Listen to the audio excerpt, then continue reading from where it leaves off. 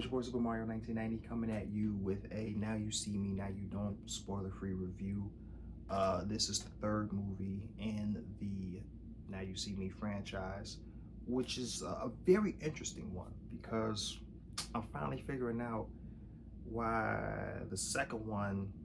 I actually hated the second one when I first saw it, and I ended up rewatching it because I'm watching the first two again because the third one's gonna come out, right? And I'm like, the second one actually not that bad. It's just not as good as the first one because the first one caught everyone off guard. It was just so unique. It was just a different approach that we haven't seen before. You know, it's like we've seen the themes before, Robin Hood story, heist movie, but this was with magicians and illusionists and, you know, hypnotists, like coming together as the four horsemen, bringing like all of their, and a pickpocket thief too, just like bringing all their skill sets together to create these capers against corporate, you know, just like corruption, bad people who've done a ton of people wrong, and they're trying to make it right by, we gonna swindle you like you swindled them, but they're using, you know, magic and trickery and all this and that, right? Or, you know, hypnotism, I think how you say it. But yeah, it was very interesting. It was really cool. But I think the problem was in the sequel, it built a formula. So now it's kind of like, oh well, when you see that the first time, now it's not as special in the sequels because you're pretty much doing the same thing with the same people. Now you see me, now you don't. It's the same exact way. It's good. It's just not better than the first one. I think I do like it barely better than the second one, just barely. But it's just it just don't hit the same. Like the magic, the illusions, the how we did it, the reveals, the plot twists and everything. Like everything is done better the first time around. The sequels don't do anything to replicate or elevate. They just use the formula again. They just kind of copy and paste it, but they do it in this setting, in this town, against this person who did people wrong in this way. And it's kind of like you just seeing the formula just being redone different times, but never in the way that's as good or better the first time. And even the plot twist, like there's a plot twist in this movie that's really good. That's the highlight of the movie. But the funny thing was, when I thought about it, I was like, this is recycled from what they did in the first movie. And even though it's the highlight of this movie and I didn't see it coming, it makes sense now. Like I rewatched the movie in my head and I'm like, oh, so many scenes make sense. It's like, oh, like putting it together. It's like, man, I can't believe I didn't see it coming. This actually was a really good twist. It was brilliant. But it happened in the first movie too. And the first movie just did it better. It was executed better. Not that it wasn't executed as good as in this one, but it was just, like I say, that movie was unique. So it was just the first of its kind. You didn't see anything like it. You didn't know what was coming. So it's kind of like it pales in comparison just to the first one. I don't think there's anything they can do about that, to be honest. Because like I said, the first movie built a formula. So now it's kind of like anytime they do another sequel, it's just, I think it's going to be the same effect. If you like it, it's just not going to be as good as the first one. And like when I was watching it, I was like, okay, cool. But it started out a little too slow because in this one, the Horsemen basically, the whole 10 years, it's explained why it took 10 years.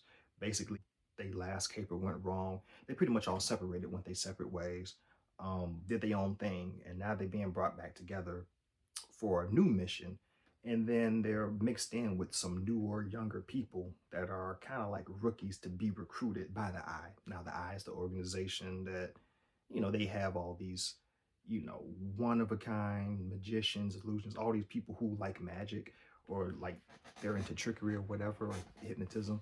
They all pretty much are recruited. It's kind of like the CIA, but for magicians, basically, is what it is.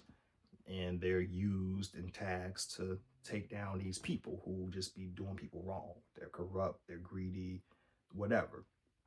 And you're trying to basically expose them for who they are and give back to the people that they did wrong all these years. So that's basically the formula of the movie. So you didn't know that when you saw the first one until you saw it.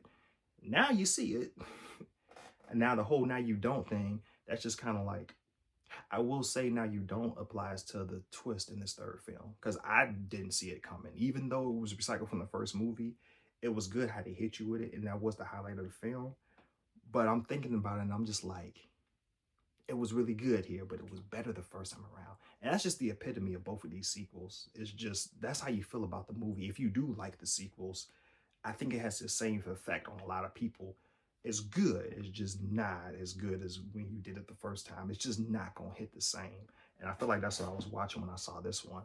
One thing that does stay consistent when you're watching the four horsemen, like the core, horsemen, their banter, their egos, the way they mesh with each other, the unchecked egos, the sarcasm, the innuendos, Woody Harrelson being Woody Harrelson, still being the funniest bunch, I think, funniest of the bunch, I mean, um, that's pretty much consistent all throughout. I will say what changed just a little bit in this one, since it's been, 9, 10 years since they last saw each other, they get a little too mushy at times. Not too much.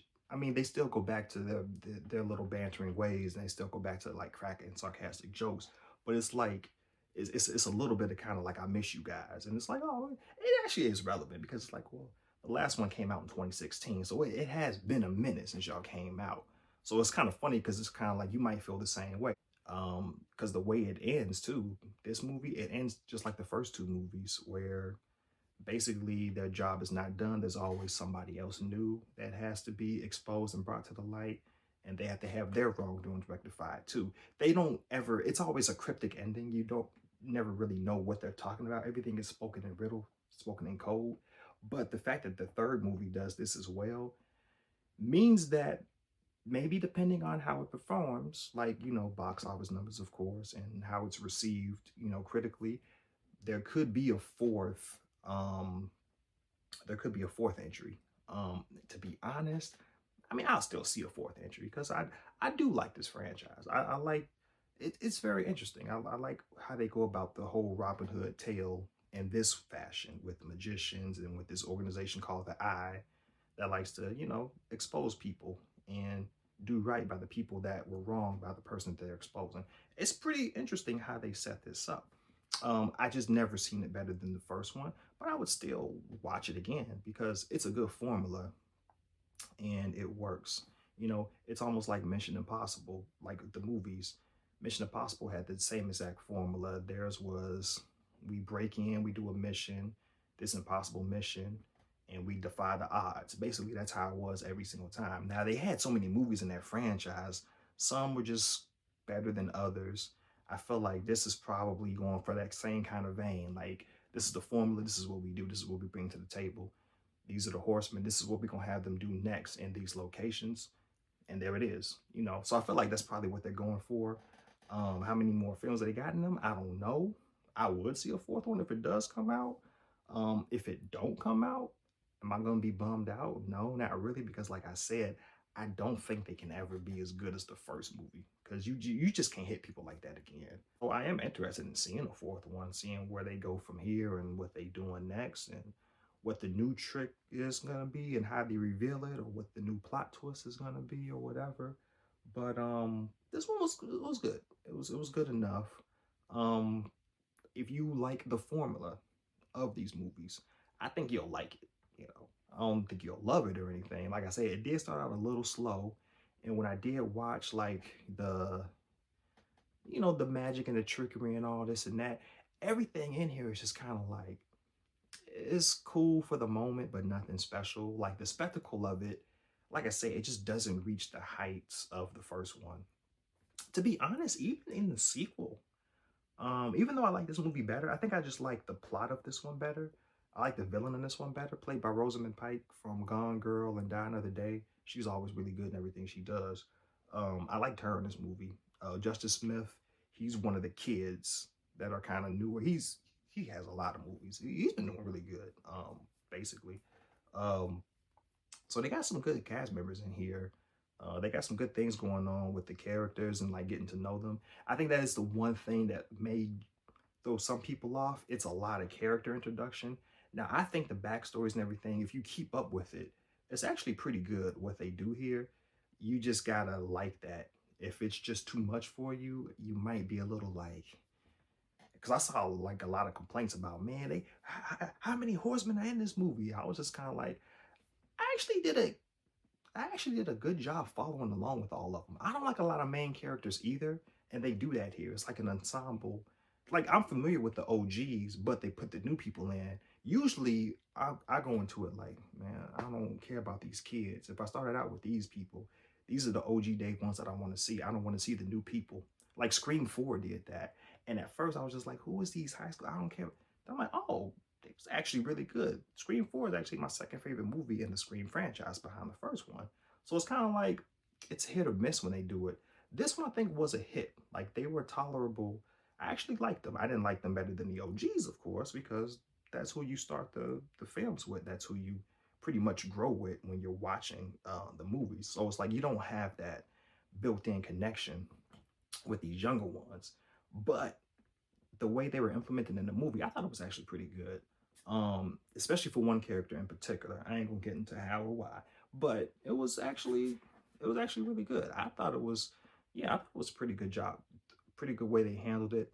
The whole reunion of getting the OG Horsemen together, that was actually pretty cool. At first, that's what started slow because you only get one of them, but the movie kind of brings them in um, as the movie goes a little bit. But once they pick it up, you get the backstory. You understand why it took them a little bit to set it up, and it's like, oh, okay, it makes sense. Especially when you get down to the end, everything comes together and makes sense. So, as a plot wise, it was actually pretty good. It was probably, I would say, the second strongest plot. I liked it better than the second one, like I said, for plot alone. The magic is weird because the magic of it and everything, I would say it's the most lackluster. And that's kind of like what you really see the Now You See Me movies for. I think with most people, you really see it for like the magic, trickery, the illusions, the hypnotism, and all of that. I would say in here it was probably the weakest, honestly, that aspect. Um, which is kind of crazy because that's what you would really judge Now You See Me on. I feel like they put the other aspects together better to the point where I think it held it up just a little bit. But the spectacle and the magic of it that I really wanted to see, I was kind of like a little disappointed. They went to some nice locations in here. There in Abu Dhabi toward the end. That was really nice. But like the action sequences, they're just kind of like they're really short. And I'm just kind of like, oh, that's all y'all gonna do with that? Like, oh, I was expecting more. Especially the way they built the story and the characters up and developed them. You would hope they would do a little more, but everything just kind of felt a little quick.